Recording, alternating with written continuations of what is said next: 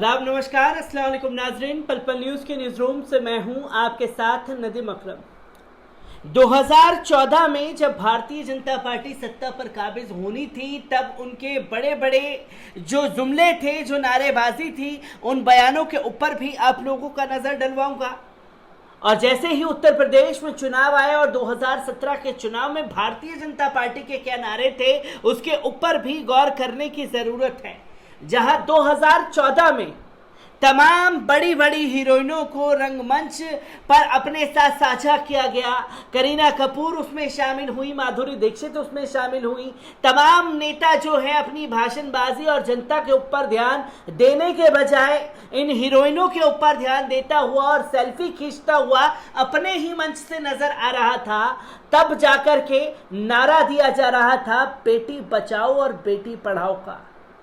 ये नारा शायद उस टाइम सुनने में अच्छा लग रहा था, पर अब मौजूदा दौर में जिस तरीके से तस्वीर आने लगी है, उससे ये साबित हो चुका है कि ये नारा नहीं बल्कि चेतावनी थी कि भारतीय जनता पार्टी से अपनी बेटियों को बचाओ।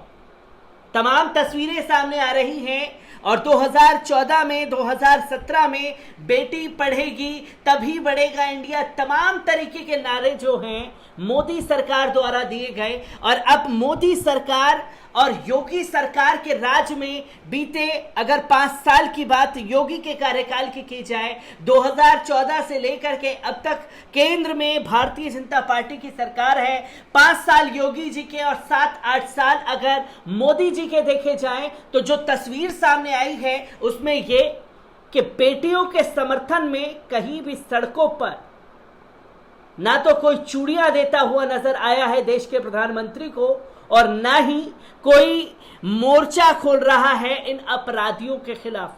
हाँ, मोर्चाबंदी जरूर खोली गई है धर्म और जाति देख करके, जहां अगर बेटी से बलात्कार करने का आरोपी कोई मुस्लिम है तो तख्ती बैनर लेकर के सड़कों पर निकलते हुए भारतीय जनता पार्टी के नेताओं को देखा है, तो वहीं बलात्कारियों के समर्थन में तिरंगा रैली निकालते हुए हमने कठुआ में भारतीय जनता पार्टी के नेताओं को देखा है। कुलदीप सिंह सेंगर, चिन्मयानंद, तमाम भारतीय जनता पार्टी के नेता ऐसे हैं जिनके ऊपर गंभीर आरोप थे और किस तरीके से उन्हें बचाया गया और किस तरीके से कुलदीप सिंह सेंगर को सजा हुई, उसकी भी तस्वीरें देश के सामने हैं। और एक बार फिर से उत्तर प्रदेश में एक ऐसे ही कांड को दोहराया गया है, जहां बीजेपी यूथ मोर्चा के नेता ने नाबालिग से बलात्कार किया है। पीड़िता के पति बोले हैं, पीड़िता के पिता बोले हैं कि भाजपा की सरकार है, गिरफ्तारी नहीं हो रही है। आपको बता दें कि उत्तर प्रदेश की सत्ताधारी भारतीय जनता पार्टी के नेता विवेक निगम एक बार नाबालिग लड़की के साथ दुष्कर्म का आरोप लगा है। आरोप कानपुर के किदवई नगर इलाके में रहने वाली एक लड़की के परिजनों ने लगाया है। सत्ताधारी दल के नेता का ये रसूख है कि दुष्कर्म जैसे जघन्य अपराध का केस दर्ज होने के बाद भी पुलिस भाजपा नेता को गिरफ्तार नहीं कर रही है। इससे पीड़ित परिवार में आक्रोश है।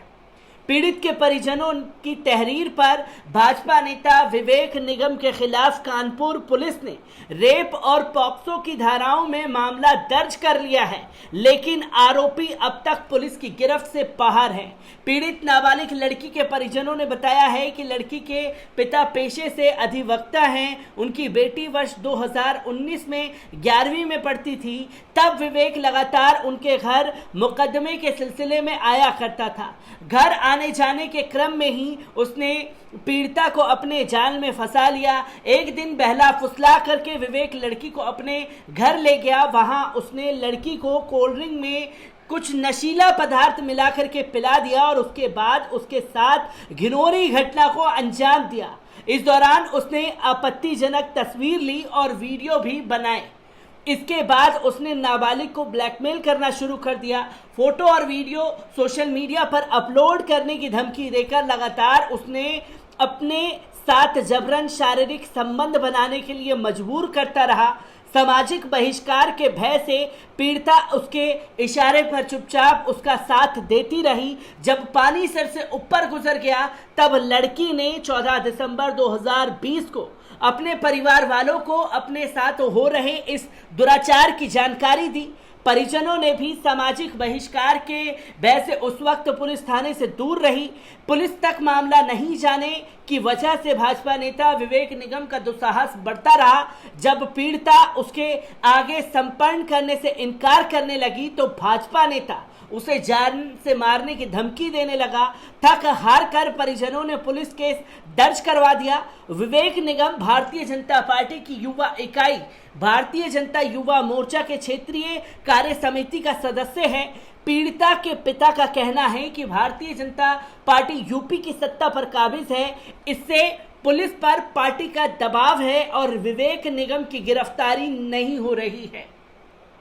तो मैं पूछना चाहता हूं, भारतीय जनता पार्टी के जो नए नवेले प्रवक्ता बने हैं सूरजपाल अम्मू, जो कि हरियाणा में खड़े होकर के बड़ी बड़ी तकरीरें दे रहे थे, ये कहते हुए नजर आ रहे थे कि ये हमारी बहन बेटियों की गलत गलत तस्वीरें और वीडियो बना करके सोशल मीडिया पर अपलोड करते हैं, तो ऐसे लोगों को हम ठोकेंगे नहीं और ऐसे लोगों को हम ठोकते रहेंगे जिसकी मां ने दूध पिलाया हो वो रोक करके दिखा दे। क्या अब कोई भारतीय जनता पार्टी का नया नवेला प्रवक्ता ठोकने की बात करता हुआ इस भारतीय जनता पार्टी के युवा नेता को नजर आएगा, जो कई बार मासूम बच्ची को अपना शिकार बनाता रहा? तब से लेकर के अब तक मीडिया जगत में पूरी तरीके से खामोशी है और इस खबर को कैसे दबाया जा रहा है उसके भी जीते जागते तस्वीरें जो हैं सामने आ रही है। क्योंकि सत्ता में बैठी भारतीय जनता पार्टी का कहना है कि भाजपा को और योगी सरकार को बदनाम करने की अगर खबरें चलाई गई तो उनके ऊपर मुकदमे दर्ज किए जाएंगे, और ऐसा ही हो भी रहा है। जो हाल ही में कुछ तस्वीरें लगातार उत्तर प्रदेश से सामने आ रही हैं।